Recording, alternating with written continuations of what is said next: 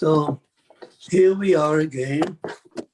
We are starting our second cycle. I assume that you're already familiar with our first part, where we talk about idolatry, adultery, bloodshed, and theft, moving from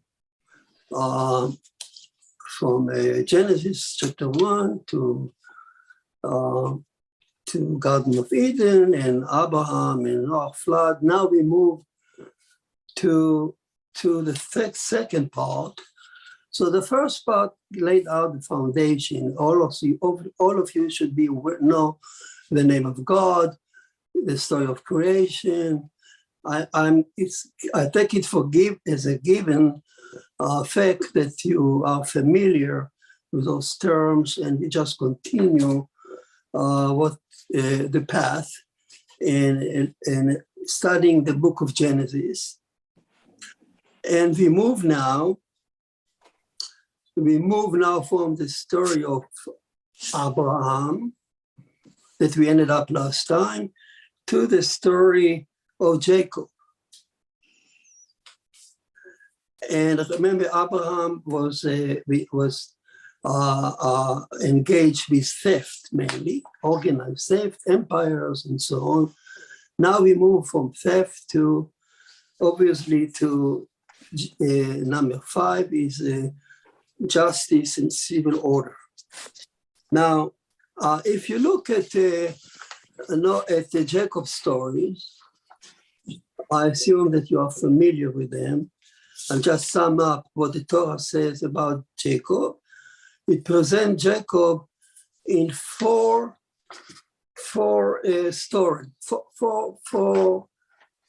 selected stories of his life, so episodes. Number 1, as it tells us about Jacob struggling against his brother Esau for the birthright. Not for faith, but for birthright. Number 2 was Jacob struggling against the father-in-law Laban, who has cheated him by giving him the wrong bride. Again, it's not for faith or idolatry or any big issue, it's for justice, cheating. Jacob, the number 3 episode was Jacob struggling again against Laban, but now as his employer. If you remember the story, Jacob accused Laban for not paying him compensation. So it was not for idolatry or the end of the time judgment or a big issue, it's just for money, compensation. He worked for him for nothing. Justice, civil order. Number 4 episode, a struggle against the people of Shechem, if you remember the story. But the story was there that the mayor's son abducted Dinah, Jacob's daughter, and raped her. So Jacob struggled against the right to live in a city, civil right. So the common denominator, as we see from all these episodes, is that Jacob, they all revolve again around the issue of justice and civil order. So first in a family against his brother and father-in-law, and then against the employer for justice compensation. Then as a peaceful citizen to live in the right to live in a city without his daughter being abducted. So he, unlike Abraham and unlike Noah and all the other prophets and so on, he doesn't, Jacob doesn't fight against, again, for faith, but rather for a civil right and social justice, which happened to be Noahide commandment number 5. So we move now from Abraham fighting for theft to which is number 4 of Noahide commandment, to Jacob fighting for justice and order, which is number 5. So this fits the general flow of the story of the book of Genesis, as we mentioned already, that the book of Genesis takes us from one commandment to another in a certain order. We need to pay attention to the order. Chapter 1, the book of Genesis presented idolatry commandment. It told us who is God, the God name, how idolatry came to exist in the world. And so what idolatry is, all that we learn from chapter 1. Then we move to story of Eden, where marriage and adultery were introduced through the story of Eden, where God says a man should cling to his wife and leave his mother and father, cleave to his wife, and they become one. That's both marriage, institution of marriage, and adultery at the same word. Then we move the next to story of Cain and Abel, obviously bloodshed, culminating with Noah flood and the bloodshed law in the Rainbow Covenant. We talk about it. So this is number 3. Then the Torah moves on in the story of Genesis and moves to the number 4 commandment of Noah, which is theft. He said Abraham fought against theft. He gave a name, God.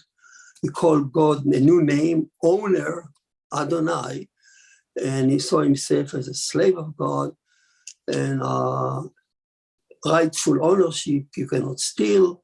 Everything belongs to God. All that is the story of Abraham. And next, now after Abraham, we are now in the story of Jacob, which is engaged in civil. It's amazing that people don't pay attention to it, that there is a huge difference between the stories. You can't compare the story of Abraham to the story of Jacob. You never see Jacob thrown to the oven as a martyr and sacrifice his life for God. He's fighting for civil order. And that by itself is amazing, because it's actually boring. Usually, people relate justice and civil order not to religion. What is justice and civil order has to do with religion? I understand religion. Tell me about the end of time. Tell me with passion and hallelujah, let me sing and be emotionally stirred. Here we're talking about something mundane. To deal with each other rightfully, to seek justice. What does that to do with religion? In fact, this was Rabbi Zaks, the late Rabbi Zaks, who just passed away. He wrote that actually this was one of the greatest innovation of Judaism in ancient time, because all the gods of the ancient time were actually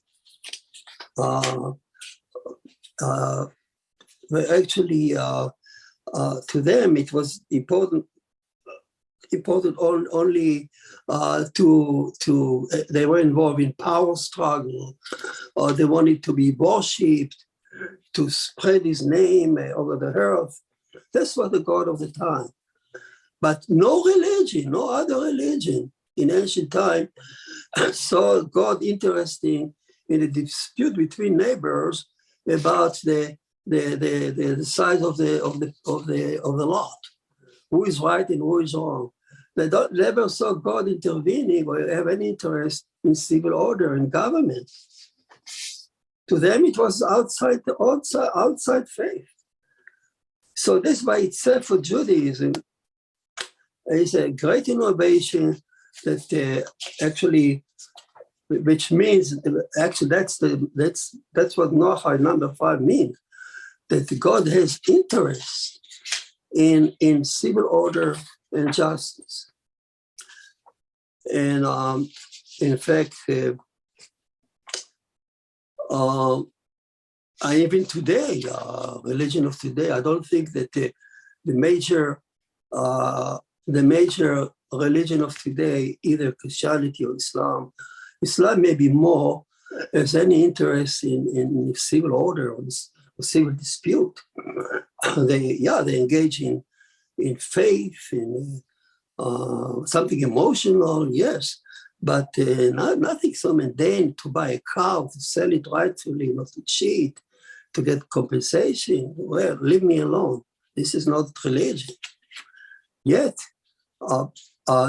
most of the Talmud actually is dedicated for justice in daily life, committed only in a market, in a courthouse, in the government, or in a private home. And as you know from the Prophet of Israel, nothing enraged the Prophet of Israel more than injustice, taking advantage of the poor.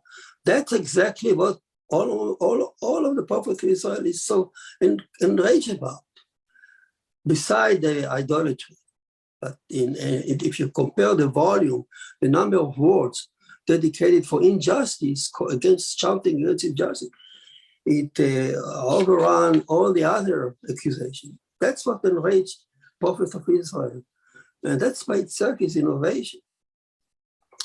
Another common denominator of all the story of Jacob is that they all revolve, if you pay attention, they all revolve around lying, cheating, and distorting the truth.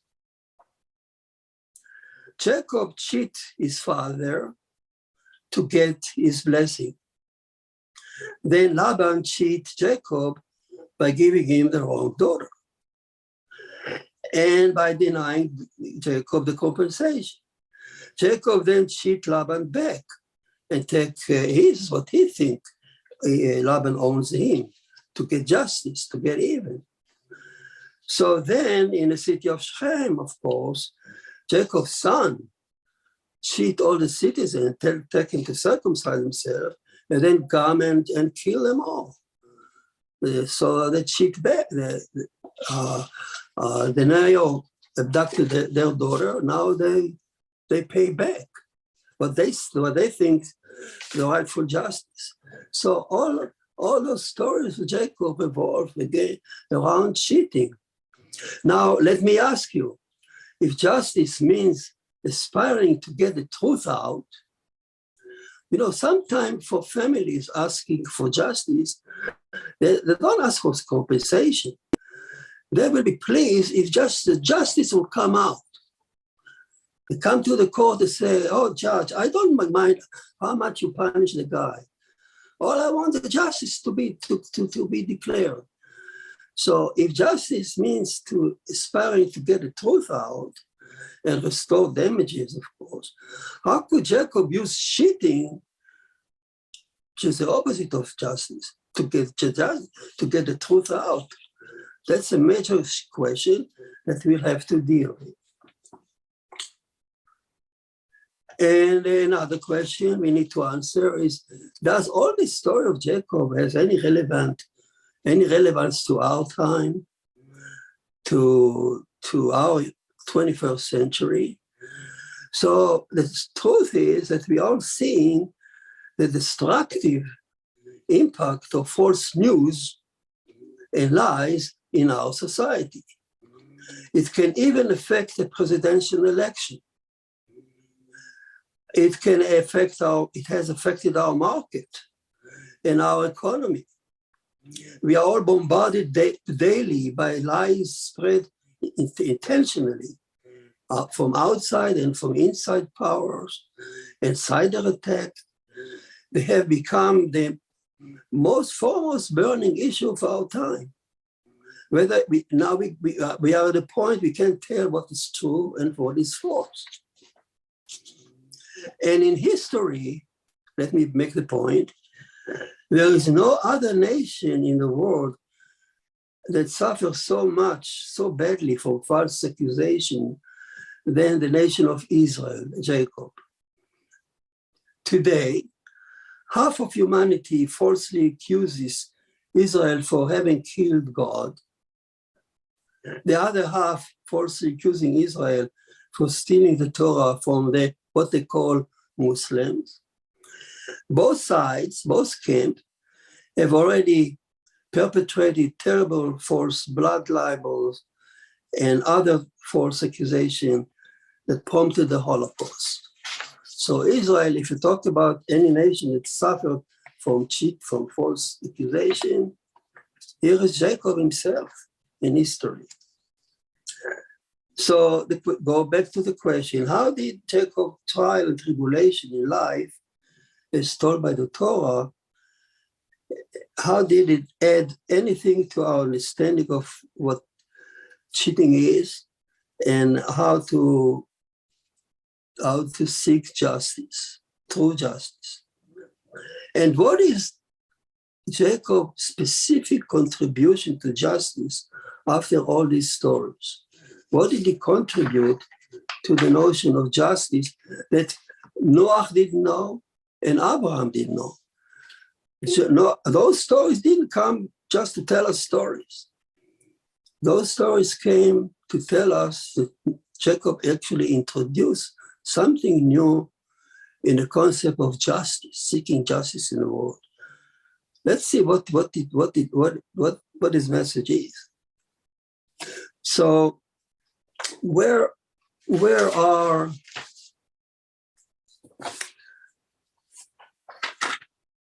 me?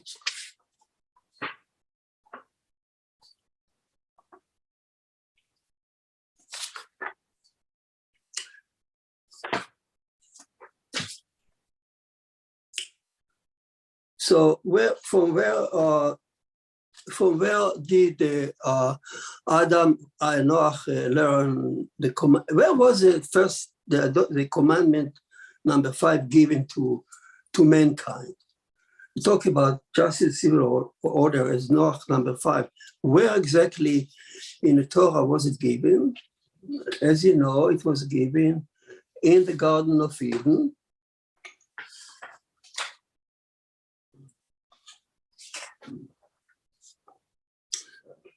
Where God says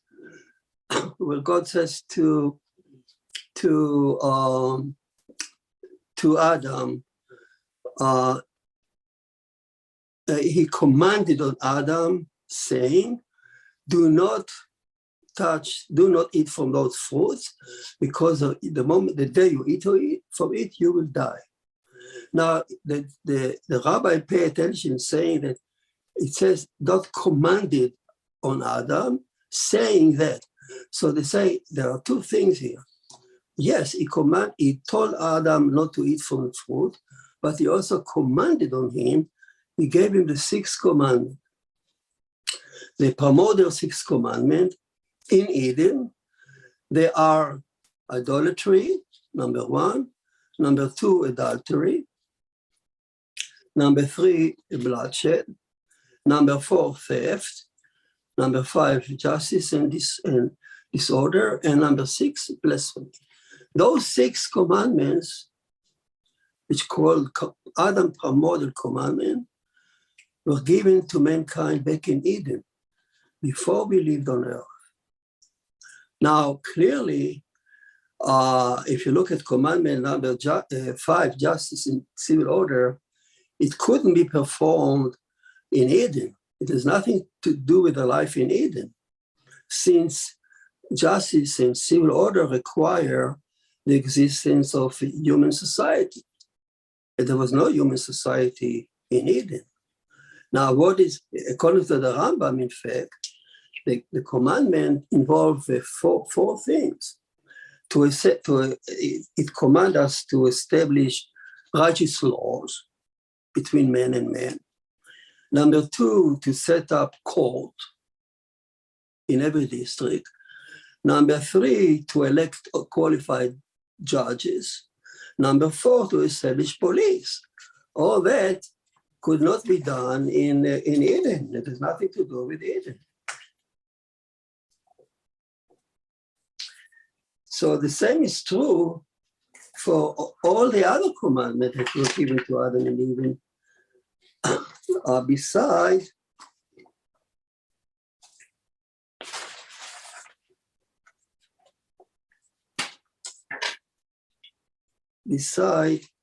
the first two. So all the commandments could be violated only on earth. There's only meaning on earth. Beside the first two. What were the first two? If you remember, idolatry and adultery. Those two could be violated in Eden and were relevant to Eden. Idolatry you could violate if you violate God's order, the king's order, and disobey his order, and it eats the fruit. That itself called sort of idolatry in Eden. They could commit adultery if the woman, Eve, as a married wife, had she cohabited unlawfully with a serpent, that could consist adultery. Those two commandments could be violated in Eden, and they did. So as it turned out, the humans violated the only two commandments they could violate in Eden, and subsequently they were punished and lost Eden. But here on earth, all the other six were activated. Here on earth, all the six become relevant. And through this book of Genesis, humanity stumbled from one commandment to the other, from idolatry to adultery, to bloodshed, to all these commandments, step by step, one by one, as we described. So why then they were given in Eden? If they apply only to earth, why civil order and justice was given in Eden as the other? Why not waiting until they would live on earth? The answer is that on earth it would be too late. They came to live on earth already equipped with everything they needed to withstand the challenge of the entire six. God has to prepare them to arrive there, give them all the necessary tools, all the features that will be able to withstand the challenge on earth. So they had to be prepared in Eden. God built them in Eden and gave him all the necessary psychological makeup and the mindset that would allow them to feel the drive for sin and give them the power to overcome those drive in Eden as a preparation to live on earth. Eden, as we said, is a cradle of mankind. That's where mankind was formed as a preparation to live on earth. So, able to withstand the challenge of justice and civil order, turn out, God implanted in them, even in Eden, the basic understanding of what is right and wrong, and what is fair and unfair, what is just and unjust. This is without which they could not stand the challenge of justice. Now, this fact that man was prepared on Eden to live on earth to face all the challenge of justice, that explains the observation that puzzled the philosopher of justice all the time. They ask, how is it possible that all humans on earth, around the globe, all civilization, all share the basic notion of justice, what is right and wrong. How is it possible that all the civilizations, Chinese, American, Indian, you name it, they all share the basic notion what is right and wrong. How is it possible? So of course, there are nuances in the perception of those justice between civilizations, but basically they're all the same. So what was the answer of the philosopher like Spinoza, Kant, and Hegel? They call it natural code of morality. They saw those as if our mind is biologically built up with the brain to perceive what natural justice is. So that's how we explain it. But in the eyes of the Torah, this is not just natural feature of the brain. It has come from us from Eden, the cradle of mankind. God has planted this commonality, common sense of what justice is in our brain in Eden. How was it implanted in Eden? I will show you. It is, if you look at the serpent, when he attempted to seduce the woman, okay, he said to her those words, and then how and Elohim told you not to touch the fruit? For Elohim knows that the day you eat of it, you will become like Elohim, knowing good and evil. The serpent knew that eating the fruit would render the human the ability to emulate God. You will eat the fruit, you will be like Elohim, meaning you will be able to emulate God, Elohim. Elohim specifically, the attribute of judgment, meaning you will be able to judge like Elohim, to find the truth like Elohim, to distinguish right from wrong like Elohim.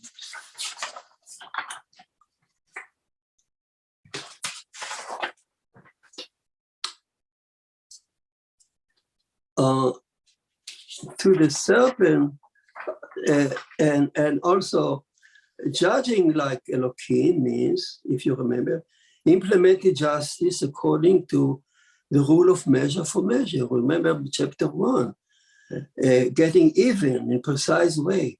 In chapter 1, during the 6 days, you remember, when Elohim created the universe alone, awesomely alone, he ruled by the upper hand.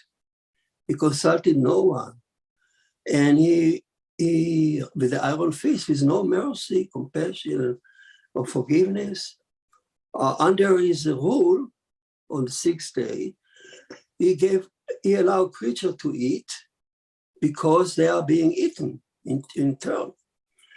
He allowed creatures to cause pain because the creature themselves will suffer pain in endless cycle of absolute justice.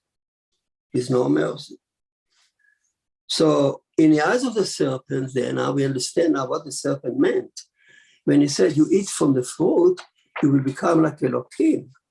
So in the eyes of the serpent, this sort of justice, of Elohim justice, is the highest form of justice that mankind could ever achieve. In the serpent eye, you will be like Elohim. Wow. You will be able to judge, to find the truth, to seek the truth, to bring it out, and to pay retribution with the upper hand. But that's what he meant. But the serpent, of course, was wrong because he saw only half of the truth. In his speech, he failed completely to mention Yud-Heh Vav-Keh, the merciful attribute. And that makes very sense because the serpent, as a beast of the field, it could never perceive what mercy, compassion, and forgiveness, holiness are. In the serpent eye, only Elohim exists. And he didn't see the other half of the heavenly court. He didn't see that in the heavenly court also sits there the merciful attribute beside Elohim. But the humans were different from the serpent. They were created with a room in their heart capable of perceiving YHVH mercy. So once they ate from the forbidden fruit, their eyes opened and they saw both Elohim and YHVH, which a serpent could never see. So this is why immediately afterward, as they ate from the fruit, what did they do first? Right away, they were aware of their nakedness and they covered it with leaves. Only the awareness of Hashem in your heart and their holiness make you aware and ashamed of nakedness. In the eyes of Elohim, is nothing wrong with going naked because it's natural fact. The verse said that before they ate the fruit, they would walk around naked and unashamed. Now, with the awareness of Hashem, they covered immediately their nakedness. So,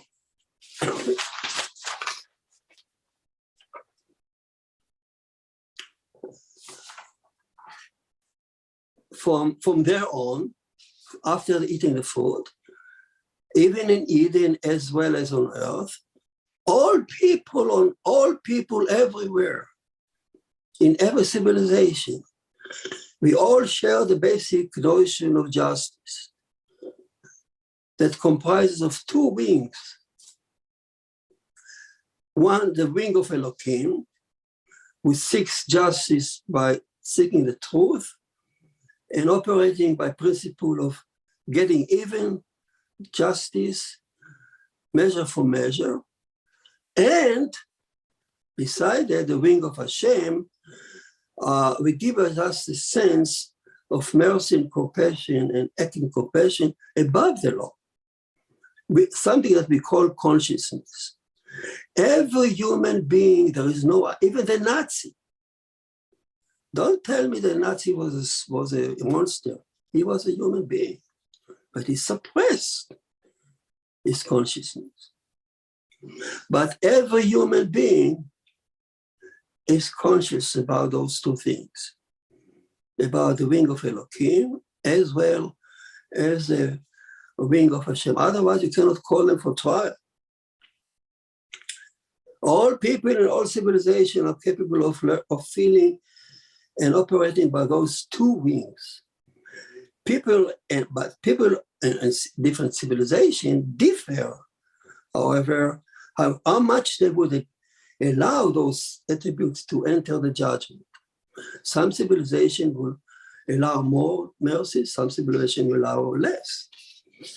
But they all feel it. And there is another difference between those two wings. While the law of Elohim, of measure for measure, simple justice, are simple laws and very logical laws, easy to grasp and follow. You do something bad for me, I'll pay you back in the same term. Everybody understands that. Whereas the input of mercy and compassion and forgiveness seem kind of nebulous, undefined consciousness, without clearly writing them down. Nobody wrote down the role for mercy and forgiveness. The moment you write them down, they become law. So they leave the consciousness to operate. So that's a difference, but every human being feels those two wings. Since Eden.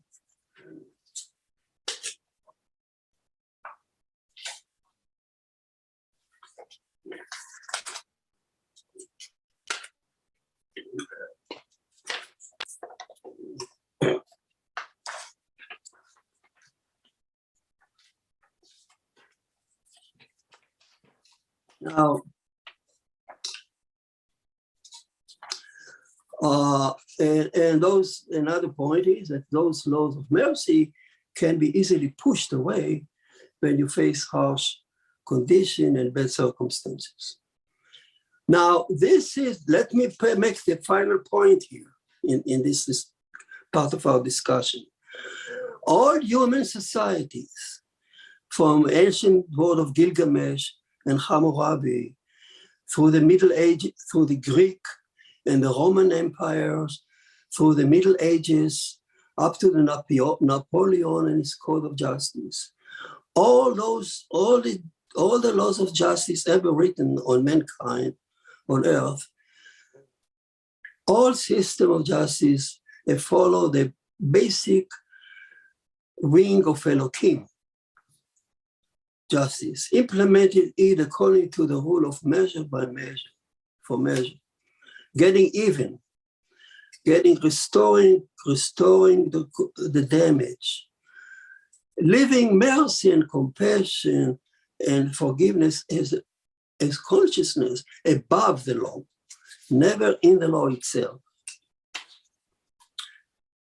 The English court system, however, even in the 13th century, recognized, I just make a point here, that the English law recognized the special court set up above the regular court, where people could apply in case the verdict was seen to be inhuman and what they call dishonest.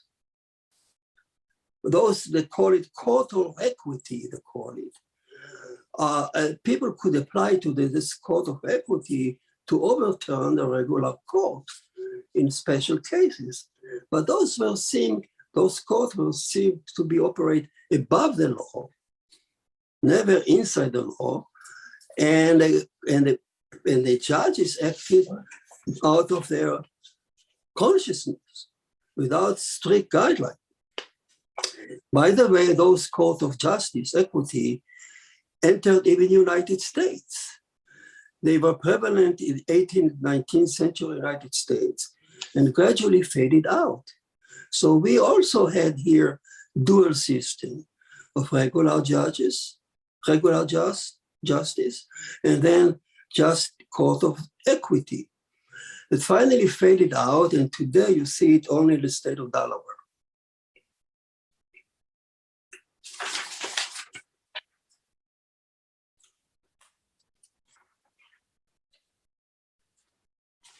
So having now making a short survey on what justice is and how it turned out, how it played out in human history, and let's go back to Jacob and his struggle for justice and see what did he contribute to the justice that his predecessor, Abraham, Noah, and didn't know. What did he contribute to our understanding of justice is, according to Jacob? What is different in Jacob concept of justice that didn't exist anywhere else and still doesn't exist? So let's go now to the story of Jacob.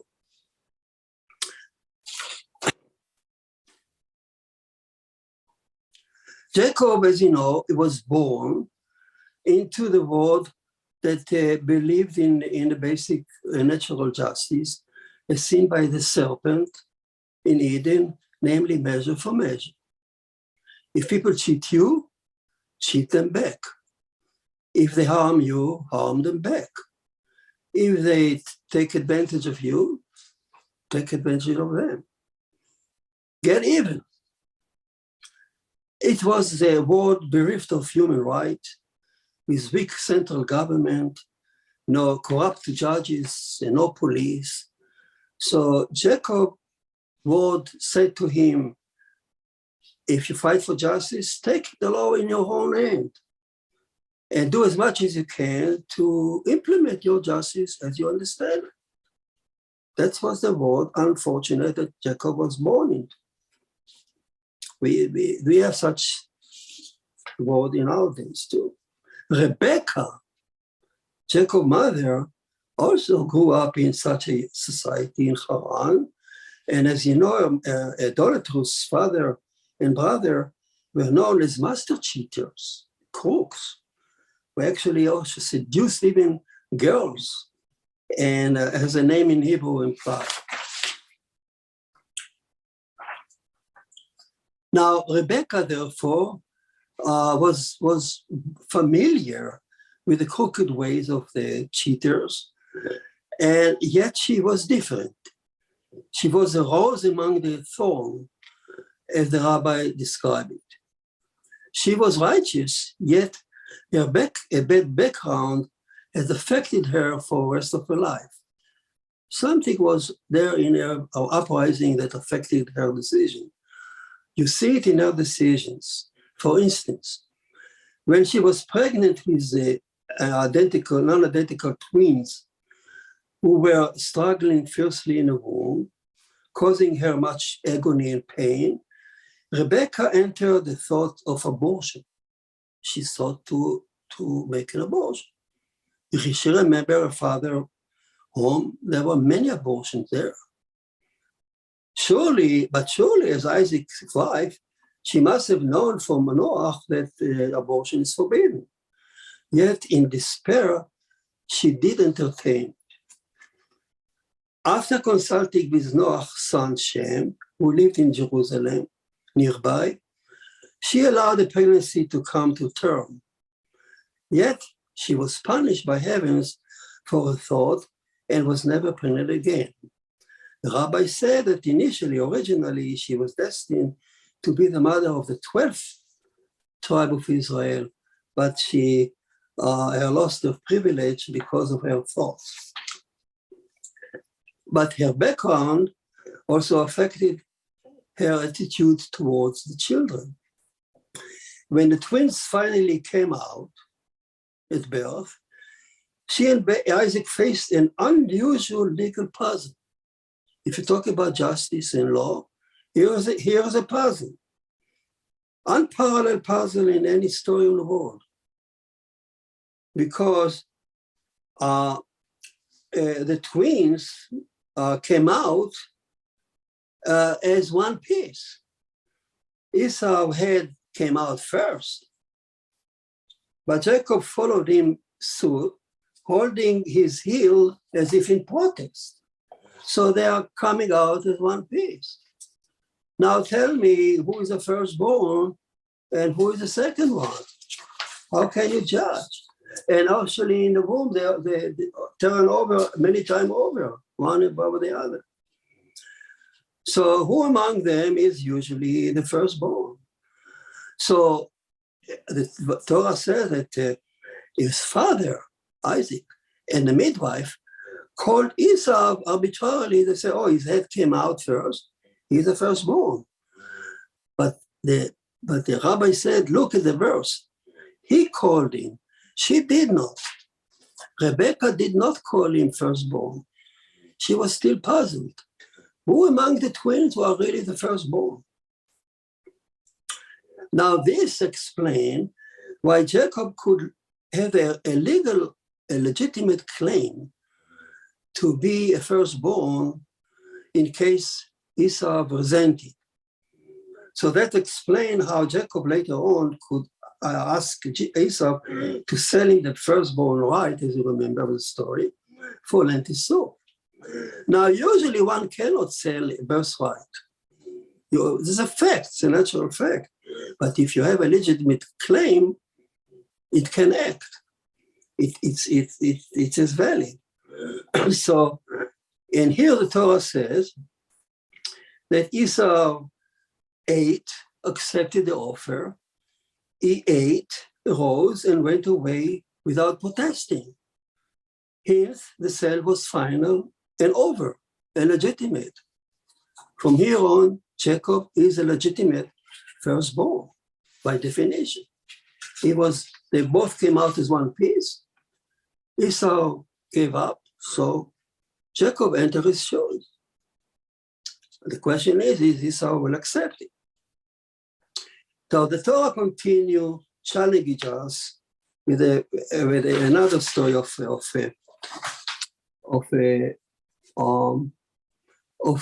Jacob and the famous cheating of his father. So the twins grew up in the same home. It's amazing. The same home, receiving the first love, the first guideline, the first straight teaching, and yet each turned out a completely different person, opposite from each other, as you often see in twins. And that by itself is a challenge of justice, because Esau could say to God, "Oh, you made me like this. Why should I be punished?" And Jacob would say, and he could say, why Jacob should get all the credit where he was born righteous? So that's a big challenge of justice, as you can see. So Esau became a man of the outdoors, involved in a general society and secretly violating all the 7 commandments. Jacob, in contrast, grew up to become a shy boy, secluded in the tents of Torah, learning it with Shem. And with Shem, Jacob learned all the commandments, including justice and civil order. And he learned about the serpent, and it's a sort of justice, Elohim justice, and I implemented measure for measure. He learned it from Shem.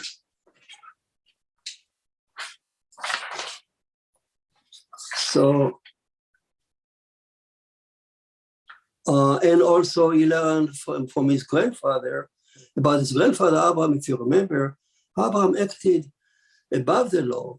He gave donation, he treated people with charity. He built what we call Eshel, kitchen, taverns, and hotels for treated the people, the hungry, for free on Crossroad.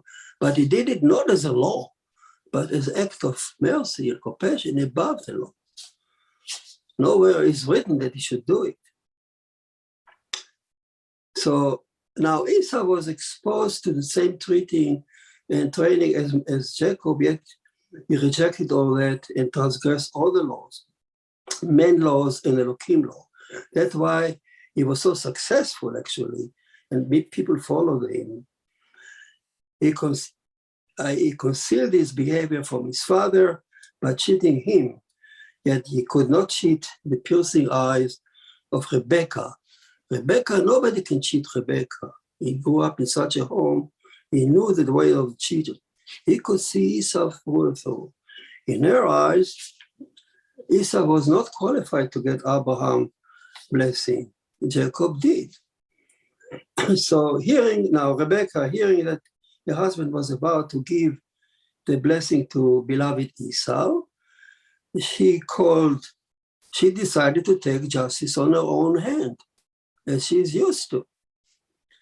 She held that if you cheat back, and take whatever you can as whatever you deserve.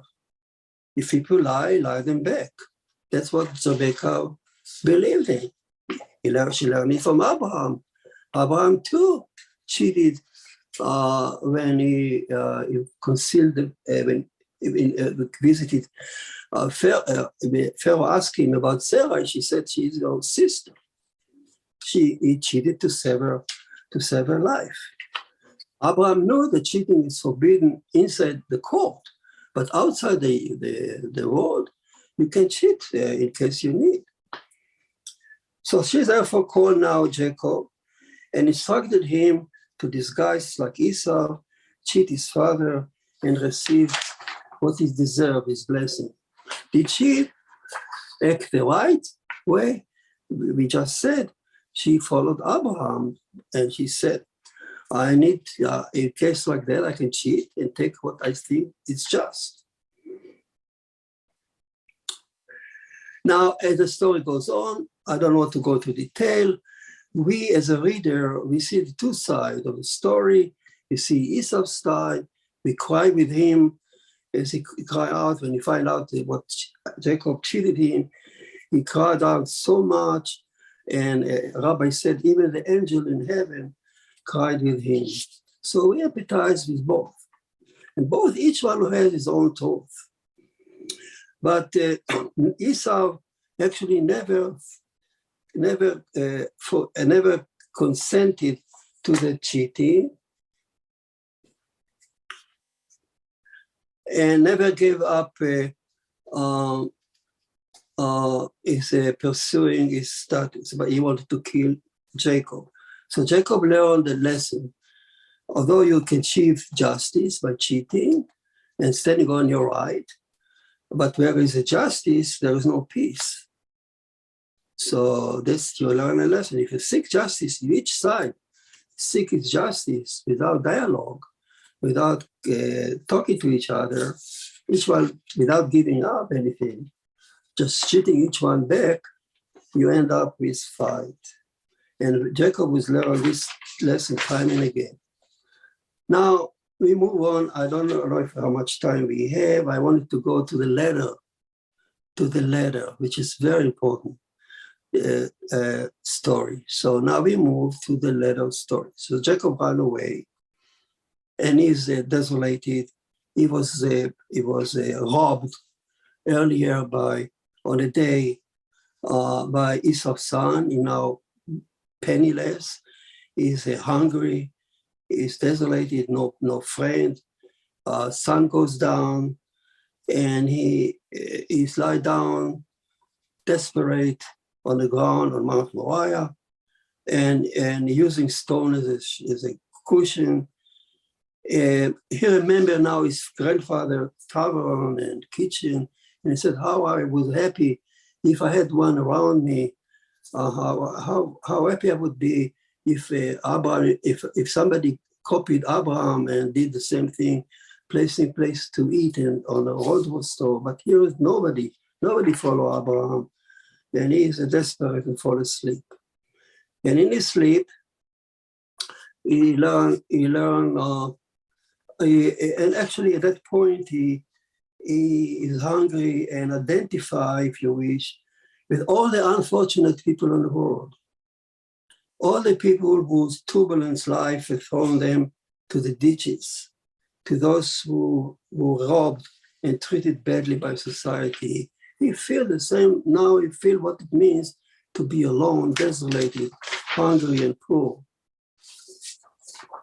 Then he falls asleep, and in his sleep, he see the dream, famous dream, that is the most famous dream in all the universe.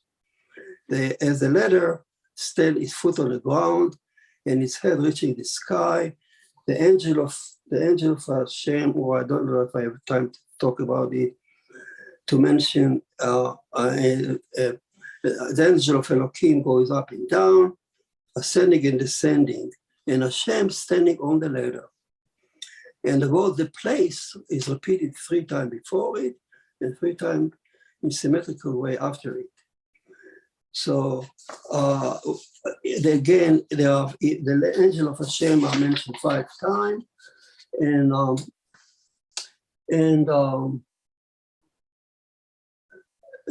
5 times, and Elohim is standing on. I'll show you the slide how it looks like. I don't know if you're allowed to put the slide on. Yeah, let me put the slide. Only somebody need to allow me to put a slide, an important slide. You see it now? There it is. Yes. Okay. Yeah, I don't know if you see it upside down or sideways. It's correct. It's correct. So you see the letter. The angel of Elohim are mentioned 5 times. Here there are 5. Each step of the letter presents a commandment. 1, 2, 3, 4, 5. 5 commandments on, and Hashem, you there, okay, standing on it, on the letter. So standing over number 5. 5 is a civil order. So Jacob is on the ground, and you see the letter of 5 step on the ladder. Each step is a commandment. From on top is a 5th one.